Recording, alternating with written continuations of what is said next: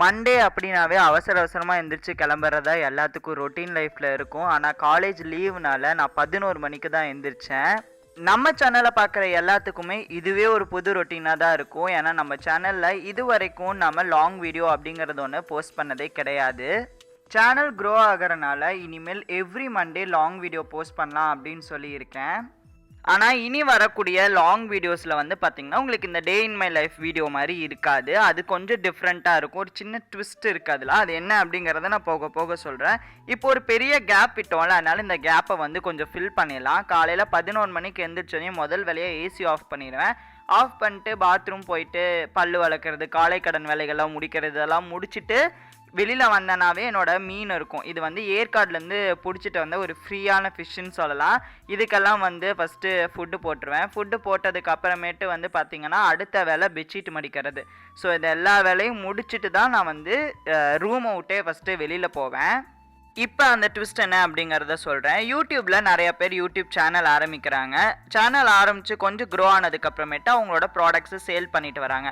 இதை நான் இப்போ ரீசெண்ட் டேஸில் நிறைய யூடியூப் சேனலில் கவனிச்சுட்டு வரக்கூடிய ஒரு விஷயம். சரி, இதில் நீ என்ன அப்படி வந்து ஒரு வீடியோ பண்ண போகிற அப்படின்னு சொல்லி கேட்டிங்கன்னா, இப்போ விட்டு போன விஷயங்களை கண்டினியூ பண்ணிவிட்டு அதுக்கப்புறம் சொல்கிறேன். காலையில் எழுந்திரிச்சு வெளியில் வந்துடுவேன்னா, வெளியில் வந்துட்டு எங்கள் அம்மா கூட கொஞ்சம் நேரம் பேசிட்டு செடியெல்லாம் எப்படி இருக்குது அப்படிங்கிறத பார்க்க வந்துடுவேன். எல்லா செடியுமே எப்படி இருக்குது, எதாவது பூ பூத்துருக்கா எல்லாத்தையுமே நோட்டீஸ் பண்ணிவிட்டு டிங்குவும் பார்த்துட்டு அது கூட கொஞ்சம் நேரம் விளையாண்டுட்டு அதுக்கப்புறம் தான் அடுத்த வேலைக்கு போவேன்.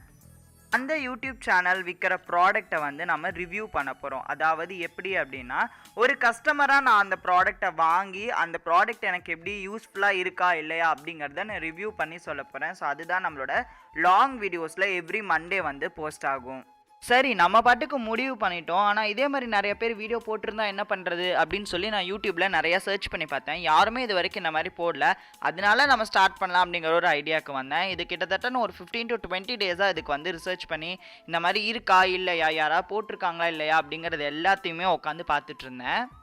மண்டே லாங் வீடியோ போஸ்ட் பண்ணுவேன். அப்போ மித்த நாளில் என்ன பண்ணுவேன் அப்படின்னு பார்த்தீங்கன்னா, அதுக்கு ஒரு ஷெட்யூலே வச்சுருக்கேன். ஐயோ, அதுக்குள்ளே வீட்டில் லஞ்ச் ரெடி ஆயிடுச்சு. சரி வாங்க என்ன அப்படிங்கிறத பார்த்துட்டு வந்துடலாம். உருளைக்கிழங்கு முருங்கைக்காய் போட்ட ஒரு சாம்பார் மாதிரி ஒரு கிரேவி, அப்பளம், தயிர், இதுதான் இன்னைக்கான லஞ்ச் மெனு. திருப்தியாக உட்காந்து ஒரு அரை மணி நேரம் கிட்டத்தட்ட சாப்பிட்டேன் ஃபோன் பார்த்துக்கிட்டே.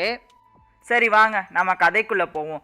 எவ்ரி மண்டே உங்களுக்கு ஒரு லாங் வீடியோ போஸ்ட் ஆகும். லாங் வீடியோ வர அன்னைக்கு உங்களுக்கு ஷார்ட்ஸ் கிடையாது. டியூஸ்டே வந்து பார்த்தீங்கன்னா சண்டே அண்ட் மண்டே 2 நாளும் எடுத்த ஷார்ட்ஸை தான் நான் உங்களுக்கு டியூஸ்டே அப்லோட் பண்ணுவேன். வெனஸ்டேல மண்டே போஸ்ட் ஆன லாங் வீடியோவில் இருக்கக்கூடிய இம்பார்ட்டன்ட் பாயிண்ட்ஸ், அந்த ப்ராடக்டை பற்றின இம்பார்ட்டன்ட் பாயிண்ட்ஸ் மட்டும் எடுத்து ஒரு ஷார்ட்ஸ் வீடியோவாக அப்லோட் ஆகும். தேர்ஸ்டே வந்து பார்த்தீங்கன்னா வெனஸ்டே அண்ட் தேர்ஸ்டே 2 நாளும் எடுக்கக்கூடிய வீடியோஸை கம்பைன் பண்ணி ஒரு ஷார்ட்ஸாக வரும்.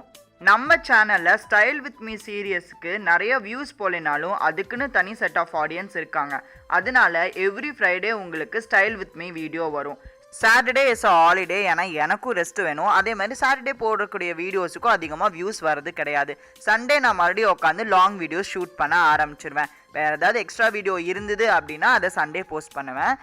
இப்போ என்ன பண்ணிகிட்ருக்கேன் அப்படின்னு பார்த்தீங்கன்னா, எனக்கு சக்கரை நெய் சாப்பிடணும் போலயே இருந்தது. அதனால கொஞ்சம் சாப்பாடு போட்டு ஒரு 2 ஸ்பூன் நெய் ஊற்றி 2 ஸ்பூன் சக்கரை போட்டு நல்லா சூடு சாப்பாடில் கலந்தோன்னு வச்சுக்கோங்களேன், சூப்பராக நம்மளோட சக்கரை நெய் ரெடி ஆயிரும். இது என் சேனலில் ஃபஸ்ட்லேருந்து பார்க்குறவங்க எல்லாத்துக்குமே தெரியும். எனக்கு ஃபேவரட்டான ஃபுட்டில் இதுவும் ஒன்று அப்படின்னு சொல்லி.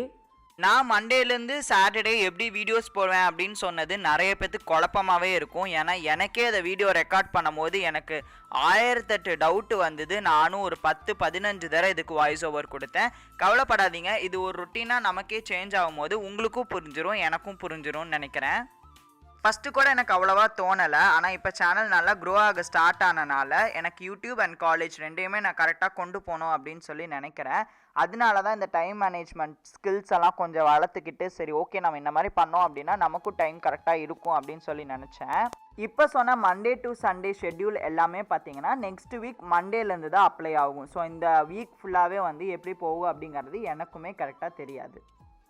நல்லா வயிறு முட்டை சாப்பிட்டதுக்கு அப்புறமேட்டு போய் நல்லா படுத்து தூங்கிட்டேன். தூங்கி எந்திரிக்கவே டைம் வந்து 5:30 போல் ஆயிடுச்சு. அதுக்கப்புறமேட்டு தான் ஞாபகம் வந்தது வீடியோவை எடிட் பண்ணி இன்றைக்கி போஸ்ட் பண்ணணுமே அப்படின்னு சொல்லி.